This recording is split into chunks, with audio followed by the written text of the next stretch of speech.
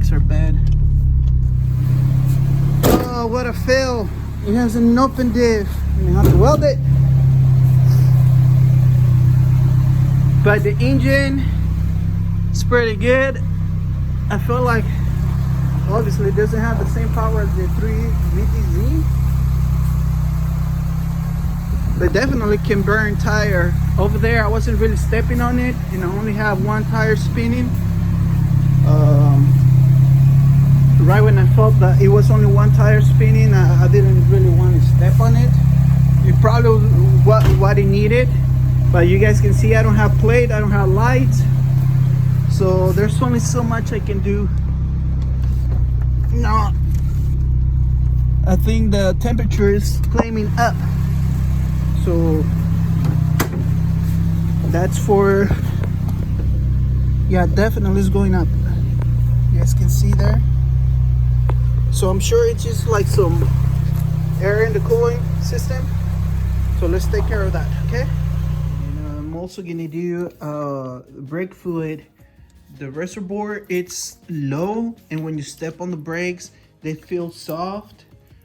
I don't know if it just ran out of like fluid or something, or if there's a leak. I haven't really drive this car anywhere. Like since I got it, it's just been pretty much sitting, and when I drive it, it's just from like parking spot to parking spot. So I haven't really like taken the car on the road, so I don't know if there's a leak. So for now, I'm gonna do coolant, then some of the brake fluid, and I'm gonna drive it outside, let it warm up, make sure there's nothing like weird with the car where like it doesn't overheat or there's any weird leaks or anything like that. So that's our next step. Let's do some cooling.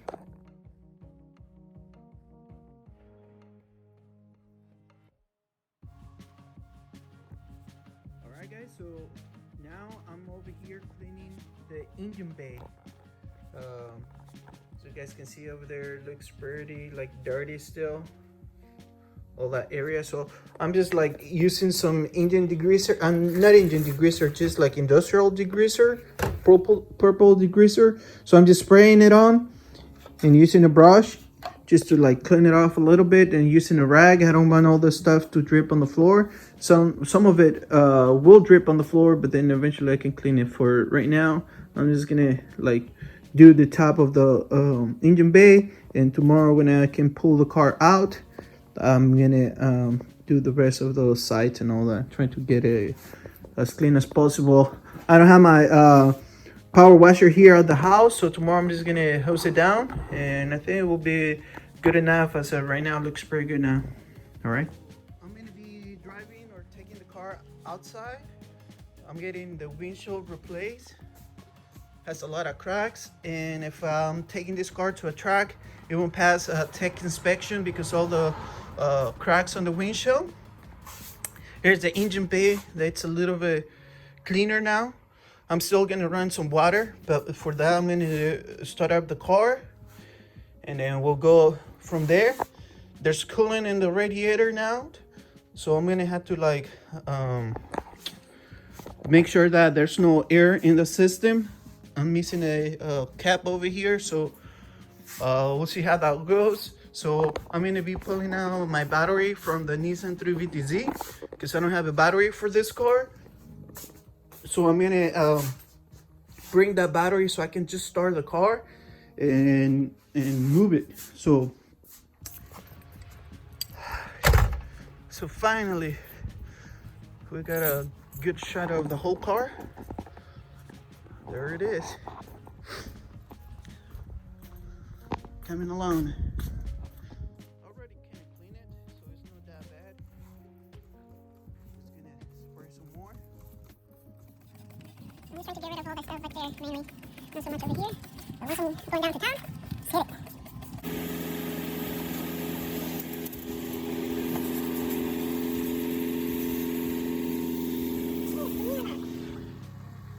So here's the car running. Looks way better, clean. So here's the car running, as you guys can see. running good, looking clean.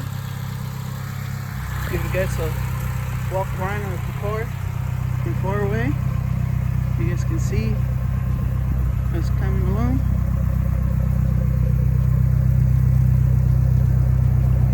Very nice.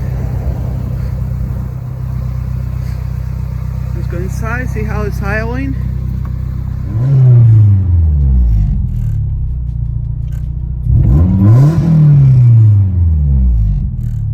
Very nice.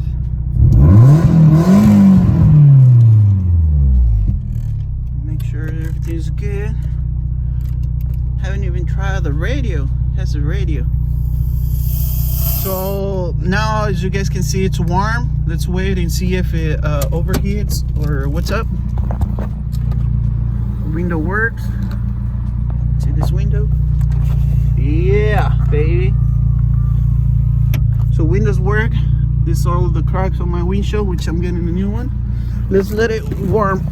Let it have a warm up. So what I'm gonna do later on, I'm gonna take this battery off. I'm gonna drive it without the battery. I'm gonna turn it around and I'm bringing it into my garage. Still not overheating. Let's just let it sit for a long ass time and see, make sure that it doesn't overheat. So let's just let it sit and see. So here's my future drifter. Loving the 240. Yum yum. Oh papi, so good. Woo-hoo. You like, huh? You like to boy. You dry.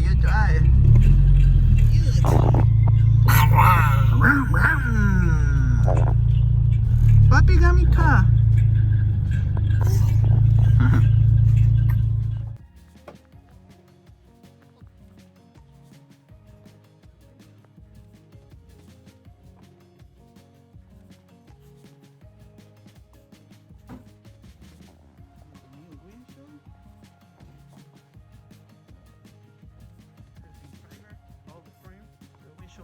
Frame.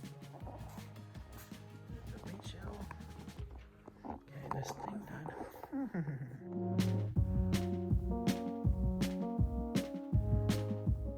Alright guys, so what I did, I stole this power cable for an amp out of the Nissan 350Z. I don't have a sound system and I'm not planning on putting a sound system on that car. So that cable, it was just there and it definitely can help me to put this battery in the back. So it's gonna go back there. So let's do this. Oh, by the way, new windshield. Look at that thing. So the windshield is on. The battery will be going on soon. It has open differential. We need to do something about that. Most likely weld it. And yeah. Let's do this.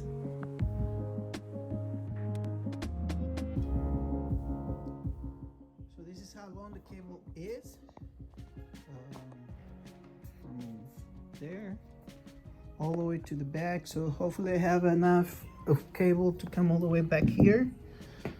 So let's cross our fingers. Alright, so the way I'm getting this connection to go back there is with one of these terminals. It's just like a to turn like side posts into like top posts. I don't know if you guys know what I'm saying. This is an adapter for side post batteries. Okay, so this is how mine looks. So I put halo tape on the whole connection, and then I wrap it around the original harness, so that way it's not like moving around, still kind of moving around. I'm gonna like zip tie it away from the tire. Somewhere there, right? So that way all these cables stay away. This is my fuse spots, and just stretch the cable as much as I can to go in there.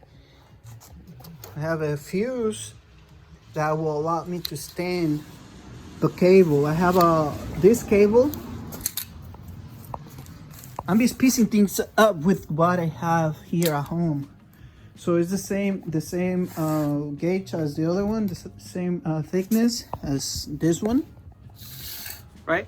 So if this is not long enough to reach where I'm gonna be mounting the battery, then I'm gonna be using this blue cable, but it's longer, so I can really bring the battery all the way to the back.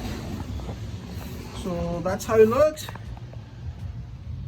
And that way I can see these connections, be able to unplug them if I want to or need to.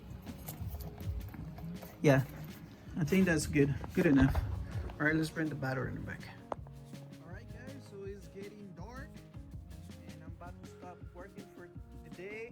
I want to share with you guys this video, but before I close the video, I want to show you guys what's going on right now. As you guys can see, this tire stray, well, no stray, it's just hanging from the suspension. It's just completely hanging because of how the car is up, right? So on this side, same thing, it's just hanging where it's supposed to be, but you guys can see this tire, it's sticking out. It's like coming out this way.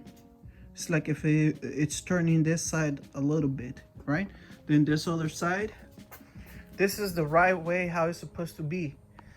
Like how I said, this car used to have frame damage. It still has the frame damage. So how the damage was, the whole impact was right here in this part of the car, and it hit the frame, pushing the frame up, like just up. Didn't really go that way or this way, it just kind of like went up. I don't know why they hit or how it was, but whatever made that going up, you also had an impact on the tire. So the tire is like turning because of the impact. So I'm either thinking that it's gonna be the inner tie rod or something like that to do with the suspension. Because right now it's pointing that way. So it's something I'm gonna be working on the next videos. So if you guys want to see that, please subscribe and like, and I'll see you guys on the next one. Bye.